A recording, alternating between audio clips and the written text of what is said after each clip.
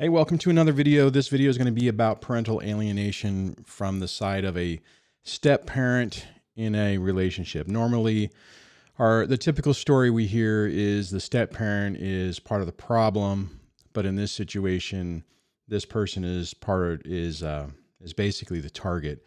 This is also very similar to what Debbie has had to deal with in this situation. And so some of those things will be similar. This particular situation is a little bit more complex. However, I think that my situation would have ultimately been like this had we been together and lived together. So I'm just going to go into this. This was an email I received from a person. I have a few things redacted to try to protect the identity. Basically, it says, "Hi, Duane, my name is blah, and I've been following your YouTube channel for several years. Last night, you posted a video about parental alienation, which was remarkable timing because I've been struggling a lot lately, and it reminded me of all your other videos on the subject.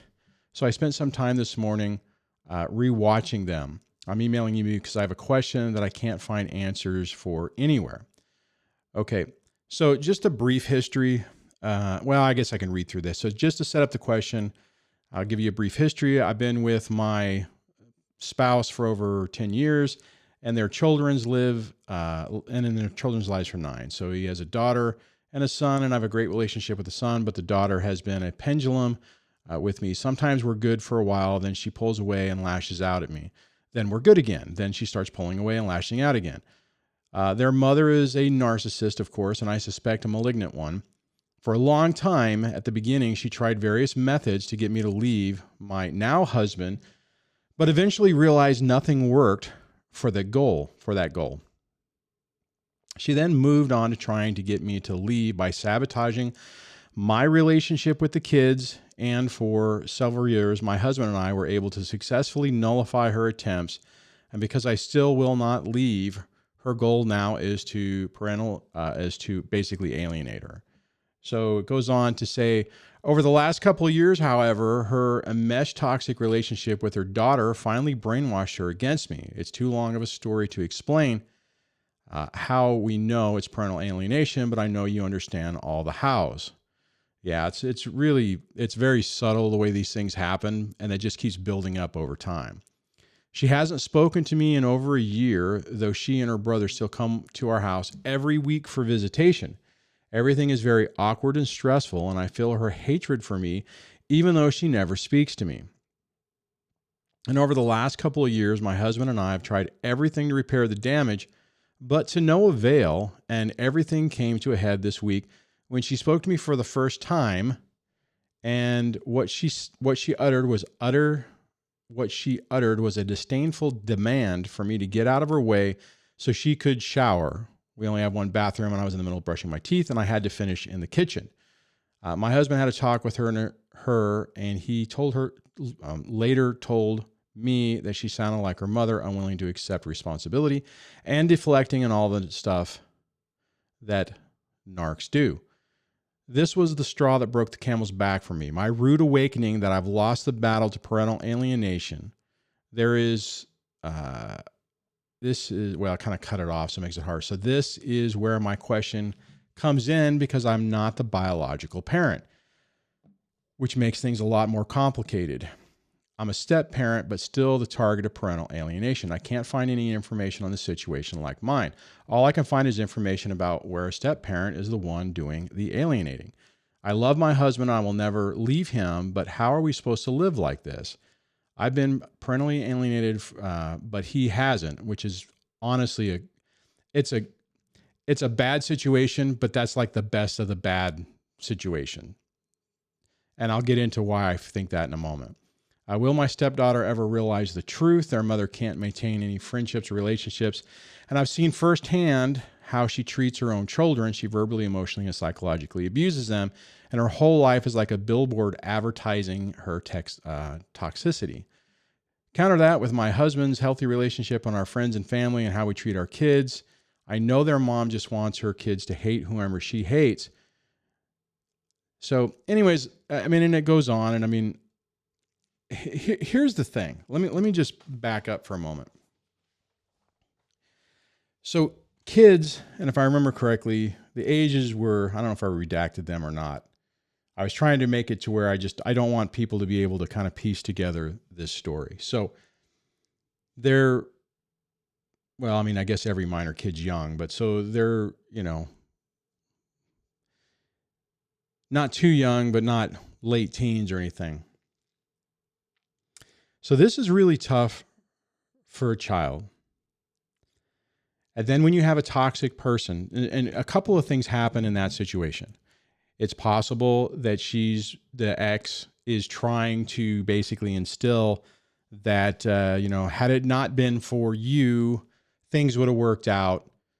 The relationship would have been fixed and they would have worked things out. Now I don't know if that's being said, but that sometimes is what happens. So that's one way that you get turned into the enemy. The second part about this is for this child to recognize and accept that their mom is toxic, is abusive, is really the source of all this problem. It corrupts isn't the right word. It shatters the illusion of what that child has, the view they have of the relationship they have with their parent. Let me just say this, and I know you're coming into this. The person who wrote this is not, wasn't married to the person. But typically and very often, when you're with somebody like this, you can't accept to see the reality. That's why some of these relationships are so damn long and so destructive, is because you don't want to face the reality of what it is. You don't want to accept it, so you make excuses for it. You deflect on it. You play the games that you were talking about that your stepdaughter is playing. Now, in the best case scenario, you would hope that you would be able to establish a better environment and that the child would be able to accept it. And even if they're playing, let me back up. So this is kind of the situation I have, right? I have a very similar situation, except I'm not married with Debbie and she doesn't live here. But the relationship between the kids has always been, well, not with my oldest, but it's always been strained. I think it would have been a lot harder had we been married or lived together, even if we just lived together, because it's these situations are really difficult to deal with. And you would have to be, the master class instructor to be able to deal with the nuances and not fall into the traps. And sometimes you don't even know what the traps are. If you watch some of my older videos, which you said you did, I've discussed numerous examples of where I'll just say I'll focus on my girls, that my girls have had a good time or experience with Debbie, only for that to be ruined as soon as they went to their moms. As soon, we would have our experience. Sometimes it was even just Debbie would take the girls and go do something because I had to work. That was early on. I couldn't get time off. I didn't have any money for it. So she had taken, I can't remember if she took all the kids or if it's just the girls to the beach. They had a great time. They came back. It was all happy. They were all excited. Everything was great. And the next thing I hear is they didn't have a great time. They're now allergic to the sun. Just all kinds of wedge issues that happened. So I really feel for anybody who marries into these toxic situations, because I don't think anybody, well, I would say even the people who are actually married don't really understand what they're dealing with and what's going to happen. But you take a step parent in a toxic environment, and it basically, and I'll just say it this way, it turns into an utter shit show. You have another person who's active in a subversive way, trying to undermine everything about your potential relationship with these kids. It's a real big strain on a relationship. It's been a big strain on my relationship with Debbie and her relationship with the kids. So let me go back to this for a second. Let me hit the right button here. So in this area, she's saying, will my stepdaughter ever realize the truth? Maybe. The problem is that when you have a toxic person, they're basically continually abusing the child, and every day it basically creates the scenario or the potential for that kid to repeat the scenario either as the abuser or the abused growing up. The fact that this child still has a good relationship with their father is a good sign. I've known multiple people in my life who've been in your position. I actually had a friend of mine that just PCS, well, not just, but a couple of years ago. And we would talk about this, and she had a very similar experience. She was the second wife. There was one child, and that child made their life a living hell every time they were there. And later, when they were older, she was able to, like when this kid was like in his late 20s, maybe even his 30s, was able to talk to him and say, hey, what happened? And it came out that basically the kid was directed to try to break them up. And the thing is that it's hard because you look at a kid, and you can't look at them as an adult. You can't look at them as somebody who's had all this life experience and a moral compass that is, then making a bad decision. You got a kid whose other parent is screwing with their head, trying to erode that moral compass. We all know that a narcissistic person has to be the victim, and they can't, no way in the world are they going to be able to try to foster a good relationship. And this with a step parent. And the reality is that you get stuck in this situation that blows your mind, because it's like, why would you do that to a kid? We were talking about this the other day.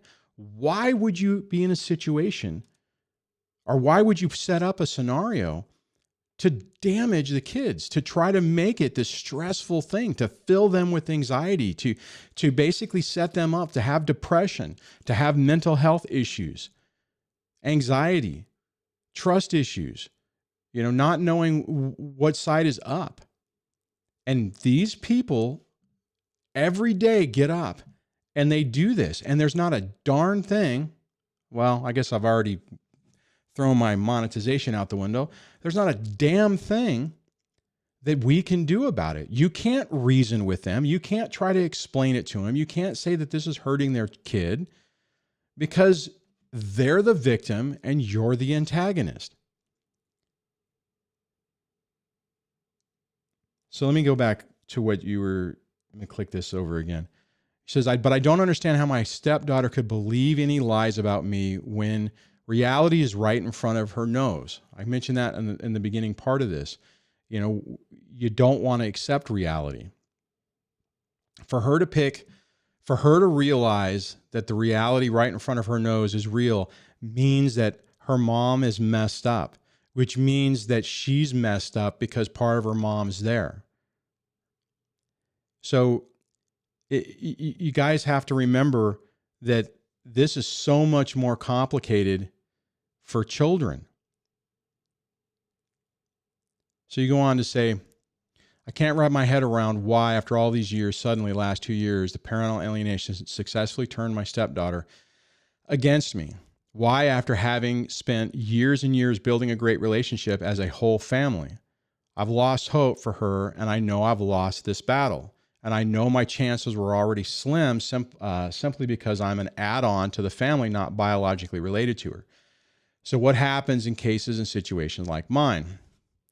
Unfortunately, it's what you're dealing with. Okay, so here's the thing. All right, so are there ways that you can try to fix this? Yes. It's going to be very risky, and the likelihood of success is pretty low. I would almost encourage you to approach this the same way that I tell other people who have been alienated, and which is what I had to do as well with my kids. It's like you have to sit down and have a conversation, and you have to listen, and you can't get defensive, and you can't try to make excuses or explain things away. You have to let them talk.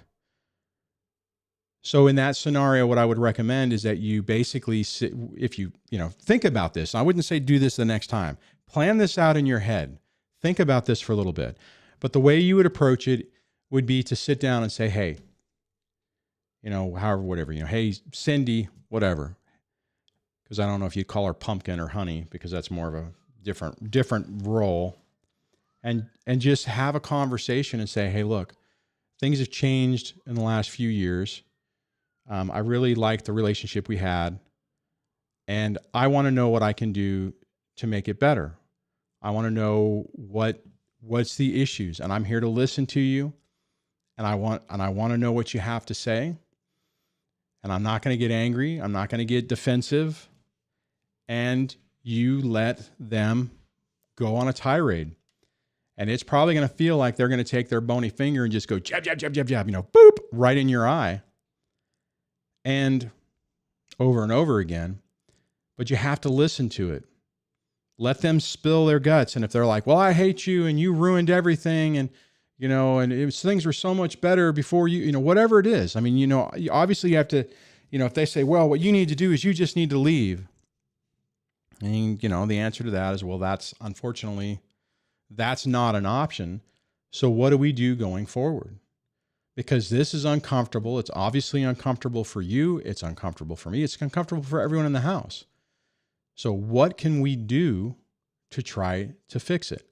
Now, here's the thing. When you do this, more than likely, you're not going to get instant results. When I did this with my own kids, they had their image of what I was, that I was a combative, argumentative person. So the first few times when I said that, they poked me in the eye. Mainly it was my middle daughter. And it took months of demonstrating with my actions that, my behaviors were different. Now, in your situation, you don't necessarily know what was the turning point, but this is what I would say is more than likely what happened. And narcissistic people are very adept, if I said that right, at doing this. And that is subversively planting a seed of doubt. So they say something and they plant the seed in the kid's head, and then you unwittingly do whatever that is. And it slowly starts to erode the relationship. Now you add in just the normal dynamics of life. It's hard to be on, have your game face on 100% of the time. I mean, I have a hard time doing that myself. So you have to be very cautious, because every time you make a mistake, it feeds into that narrative that there's a problem. And the other problem that a step person has is they're not biological. They're not the actual parent. So that was going to be my last thing I wanted, or my final thought on this is that what you have to remember is the step person, for the most part, is the only safe person for them to put their anger at, right? Because you're an outsider. You weren't in their life. I mean, maybe in this situation, maybe you were in their life the entire time. But at the end of the day, you're not the mom, you're not the dad. And that creates a whole nother level of dynamic. And the sad part is is that it makes it really easy for a child to take out their frustration and their anger on you.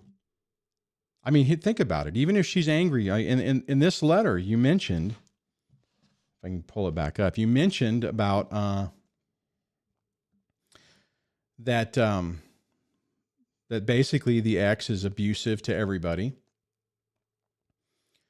The kid should see it. So, I mean, think about it. So they have to protect themselves, or this child has to protect themselves when they're with their mom. You're the only safe person to do it, to do anything to. And if they run you out, then they still have their dad. Now, here's the final thing, or I guess the real final thing is kicking you out of the bathroom you also do have to have boundaries, right?